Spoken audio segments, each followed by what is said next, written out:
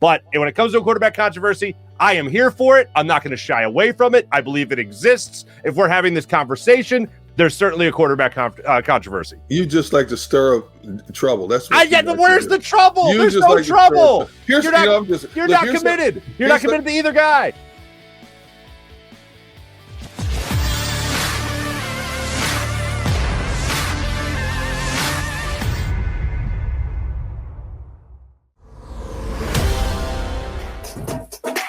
Welcome in, everybody. Live post-game show. Marc, Farzetta, Devan, Katie, DGunn with you after a 33-18 Eagles victory over the New York Jets.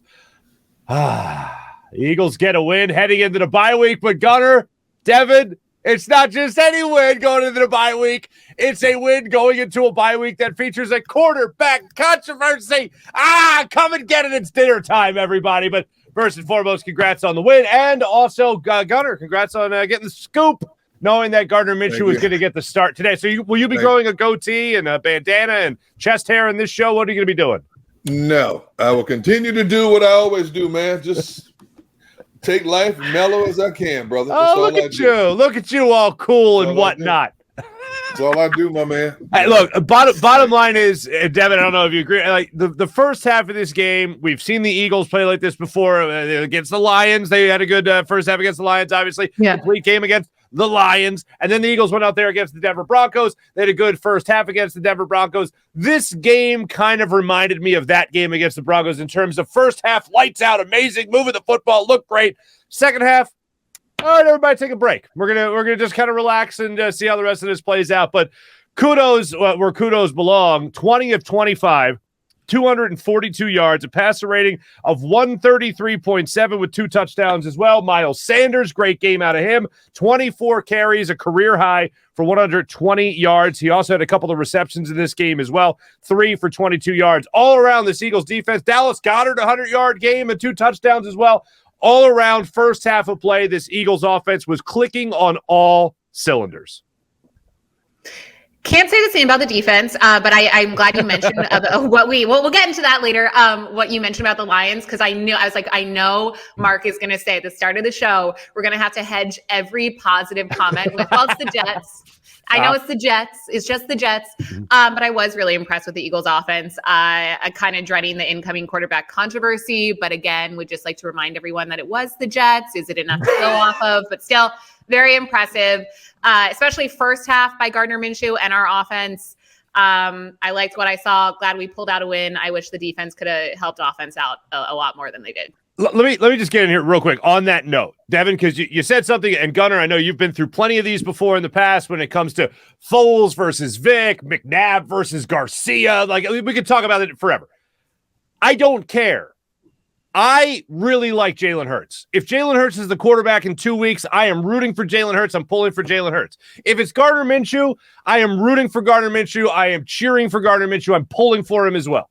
I just want the quarterback of the Philadelphia Eagles to play great football. Now, right now, if I'm saying who's going to start that next game, it's still Jalen Hurts as far as I'm concerned. But Gardner Minshew has started the controversy in Philadelphia that maybe it's going to take a little bit of a shorter leash in order to go to him down the stretch if Jalen Hurts either looks bad in his return or this Eagles team starts to struggle and the door's still open to make the playoffs later in the season.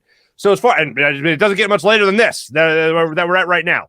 But as far as I'm concerned, I don't care if there's a quarterback controversy. I know it can be nauseating, Gunner. You know this as well, to hear people go back and forth on that. I have no dog in this race. Whoever plays better should be the quarterback. If that's Jalen Hurts when he comes back, so be it. If it's Gardner Minshew, fine. But as far as I'm concerned, whoever gets this offense going is the guy that should take over. You're talking about a 25-year-old guy versus a 23-year-old guy. It's not that big a difference in terms of age. I welcome the quarterback controversy, and it is upon us.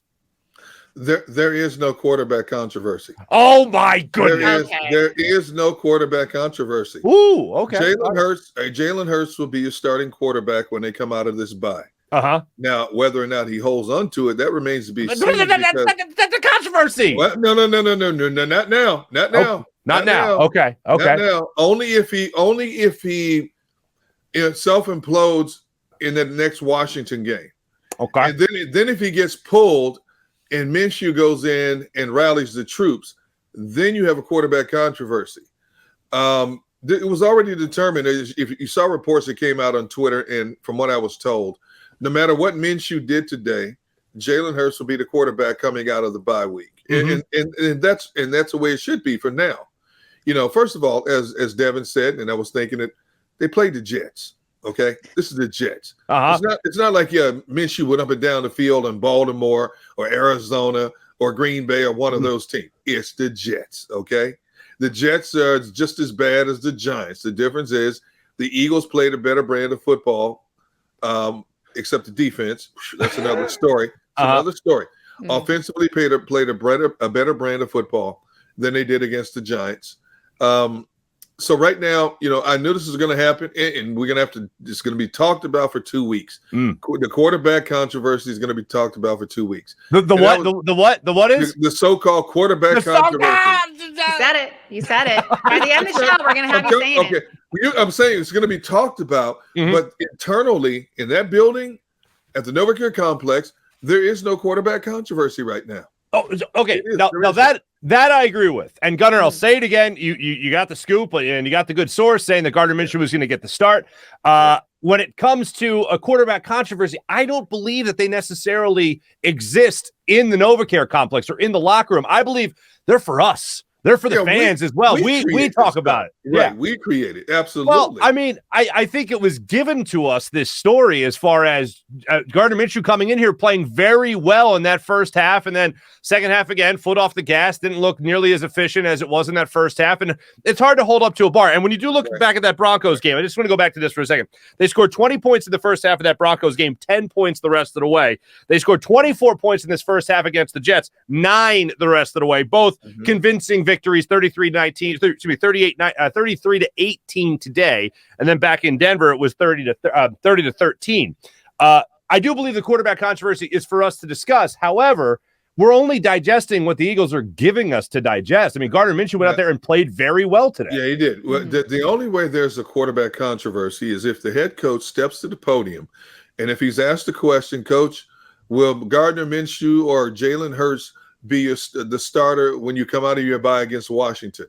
He can go two ways. He can squash this right now and say, definitively, Jalen Hurts is my starting quarterback once we come out of the bye. But if he stands at that podium and says, we will take the next 2 weeks to evaluate anything, you got to squash that right now, because you consider what you put this kid Jalen Hurts through. You and his organization have put him through since back in May. It's only fair to him to give him that full evaluation. You have to evaluate everything, okay? And whether you like it or not, he's played decent ball. He's played inexperienced ball. He's made some big plays. He's made some big mistakes. Would you rather have Jalen Hurts, or would you rather have a Zach Wilson quarterback in your team? Okay. Well, so and we know Nick Sirianni, I think it didn't help given Jalen Hurts' performance against the Giants last week. And then he has this injury with his ankle, his heel, whichever. Yep. And then the inconsistencies, but we know that Nick Sirianni is one to do that. And we can probably ask John McMullen about this, who's in those pressers with Nick Sirianni, where he doesn't want to give the advantage and say who's starting until it's time. But then Jalen Hurts goes up to the podium earlier this week and says, yeah, I'm starting for sure. And then all of a sudden there's this confusion. But I fully agree. I don't think it's within the NovaCare or the Eagles organization. I think it's Philadelphia and our fans, as much as I love us and our media. We love to create this. I don't know if I'd say there definitely wasn't one within the organization last year with Doug Peterson and Carson Wentz. That might have been even bigger than a quarterback controversy, though. But yeah, I mean, I fully agree. And if there was actually one, then Jalen Hurts does not deserve that at all. Hopefully I will be able to tell you the day before the game who's your starting quarterback against Washington. Well, Adam Schefter get involved. All right. Yeah. No, work the sources, Gunnar. Work the sources. Which I'm sure the Eagles won't be happy about, just as they weren't happy about this. But as I told certain people, I say, hey, look, if I put a rumor out there that wasn't true, you have every right to be unhappy. But tell me where I was factually wrong. End of conversation. Yeah. So it's a big difference. I can't hold a candle to you, sir.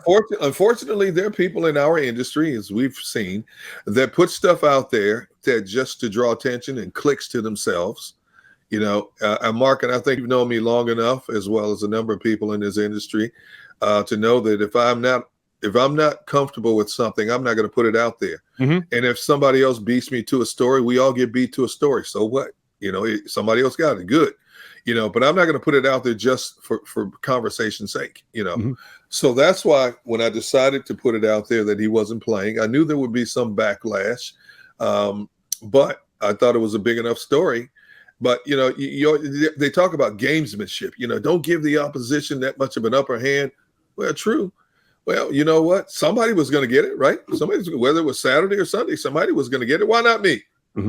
Why not? Why not? Because you know why? Because you put yourself in the best possible position to make that tweet, my friend. That's why you got the goods. You got the goods, my friend. But I understand. Before kickoff, I'm sitting there talking to people, and I'm saying, I guarantee you, if he plays a decent game, here we go again with another quarterback controversy in Philadelphia. And that's okay. It's okay. It's okay for that. It's okay for the lounge chair quarterback, but from my perspective, I don't even want to entertain it right now because number one, he played the Jets. If he played a better opponent, maybe I would consider him the man. I don't know if Jalen Hurts could have done this or done that against an upper echelon team like Arizona or somebody like that. I don't know. But because it was the Jets, and that's not taking anything away from what Minshew did. That man came out, hit his first 11, 12 passes in a row. Yeah, 11 for 11. 14 to 15 at halftime, $188, couple of touchdowns. Hey, kudos to him for what he did. I'm not taking anything away from him.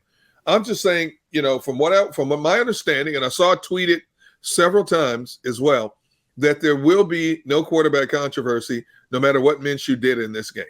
Wait, you saw it tweeted many times? Several times. See, here's why it's never been more okay than right now to have a quarterback controversy. Neither one of these guys are the franchise guy. This isn't like they're competing against even Carson Wentz was tagged a franchise guy. Donovan McNabb. It's not like anything like that we've seen in the past. Even Michael Vick and Nick Foles, really neither one of those guys was the franchise guy. You have never had two guys on the same team that have least been the franchise guy. So I welcome the competition. If you want to go into training camp talking about how everything's a competition and we'll name a starting quarterback prior to week one, and that's Jalen Hurts, like, shocker, it wasn't going to be Joe Flacco, who was the backup in this game as well.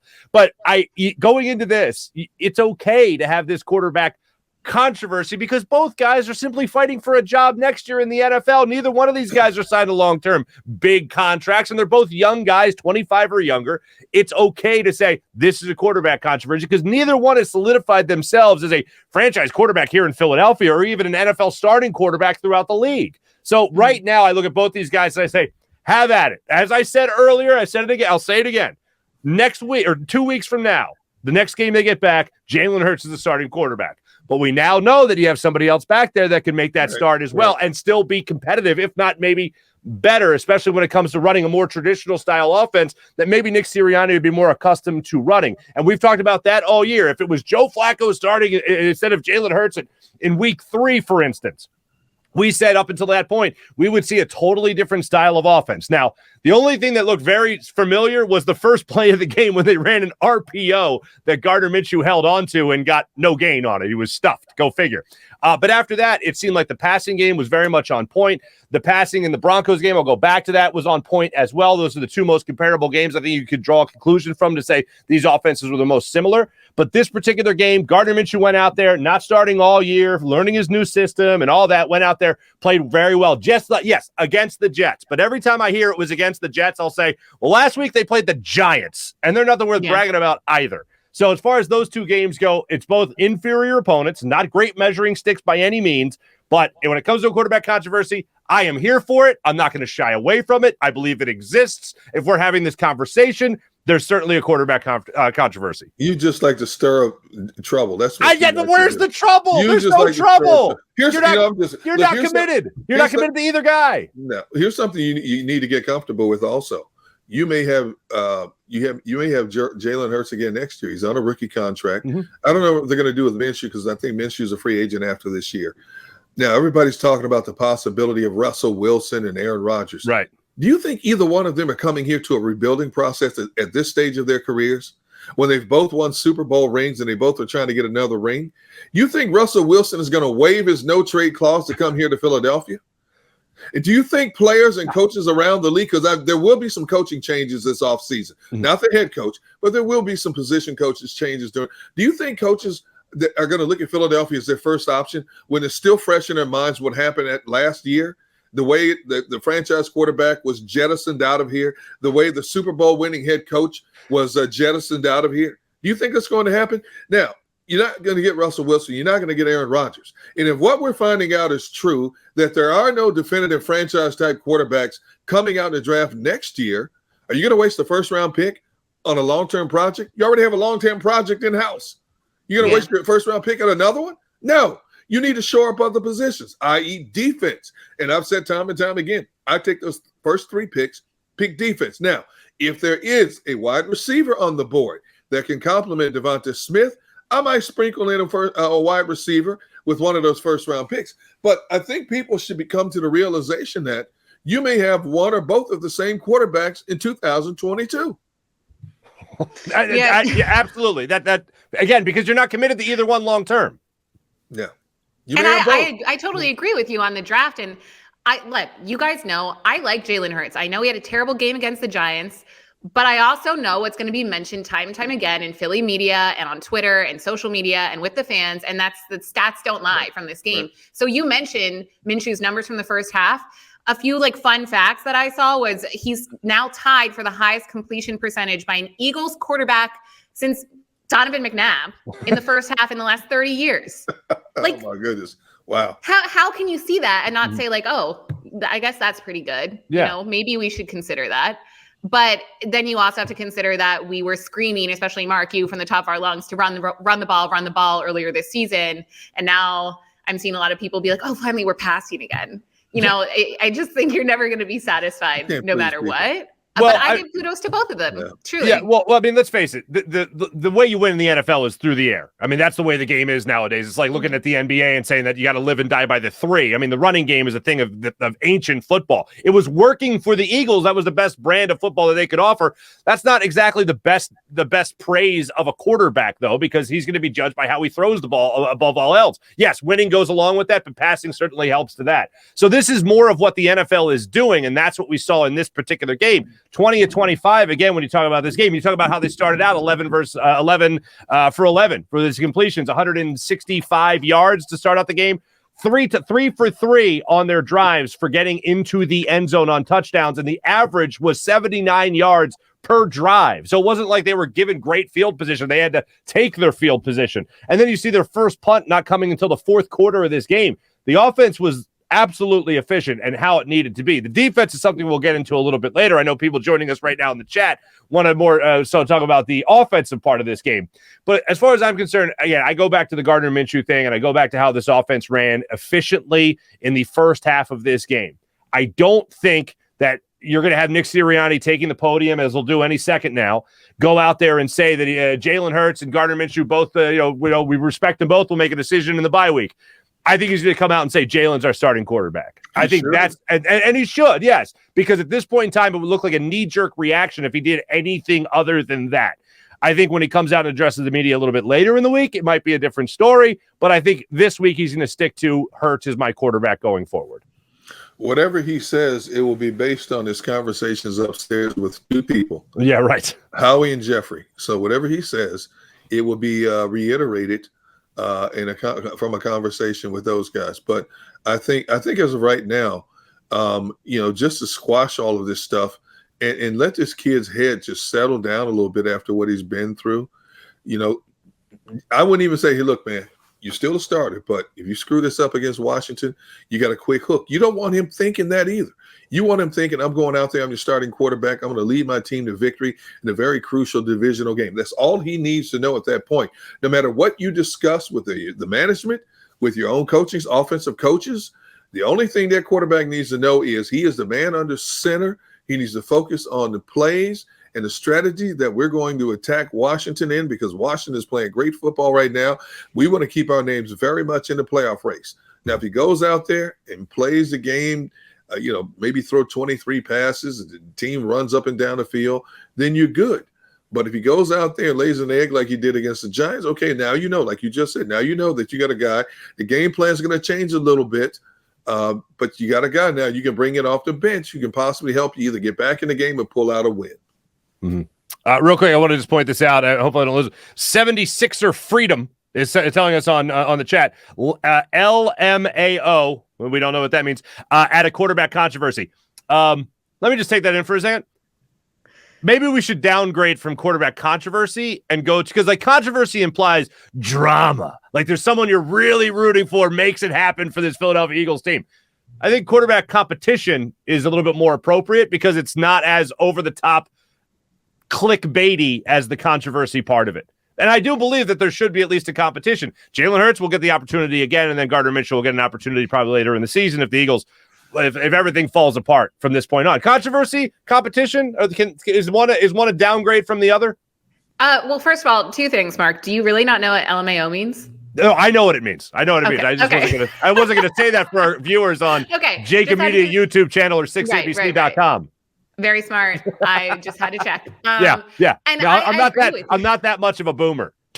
I'm okay, boomer. But I agree with you. Like, I definitely don't think it's a legitimate controversy, especially within the organization. But like you mentioned the comments, if you look at the comments on our show right now, people are fired up already. So I don't know if they would agree with your take that it's not a controversy, because like even on Twitter, if you tweet out, Jalen Hurts is the starting QB, see what the replies are, and then revisit that. Maybe it's not a controversy idea, and you might change your mind. No. That's why I'm finding it funny. Just as our commenter, 76er fella or person was saying, it's like we're fighting over whether or not it's Gardner Minshew.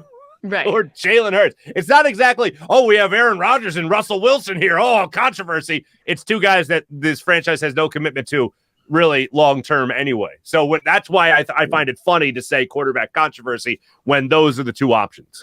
The only way it's a controversy, as I've said, is if the coach gives a sliver of hope that he has doubts moving forward about what to do coming out of this bye in 2 weeks. The controversy basically generates more interest from a media perspective, especially on radio, because it's something to talk about for 2 weeks since your team is not playing number one. And it gives your fan base more of a voice to call in and voice their opinions. And it's okay with that, because what's the bottom line? You want ratings, right?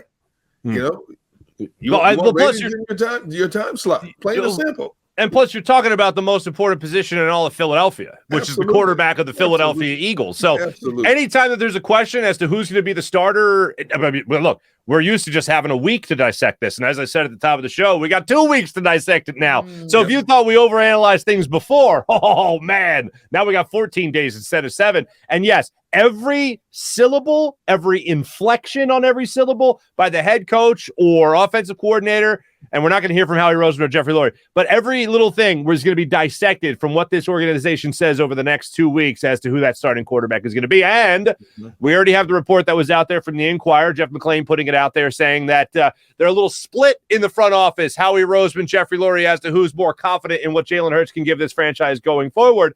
And if that divide is there, I mean, I think it's obvious is who gets the deciding vote. I think that'd be Jeffrey Lurie. So we'll see how much of a leash is really out there for either quarterback going forward, and we will dissect it and talk about it and break it down for you as this show goes on. We'll talk about it, of course, after the next game as well, whatever the outcome of that one is in 2 weeks. But right now we're going to be joined, coming up in a little bit, we're going to be joined by John McMullen from MetLife Stadium, who's going to give us the goods on all the press conferences and what people said after it. We're going to give you an extended version of this show today. We're going to do an extra segment for you. It's a 2-hour show. We're going 2 hours and 15 minutes for you, folks. That's what we got for you. Don't forget that we are brought to you by the amazing people down there at Ocean Casino Resort. Go for the live show. Go for the win. More live post-game show when we return.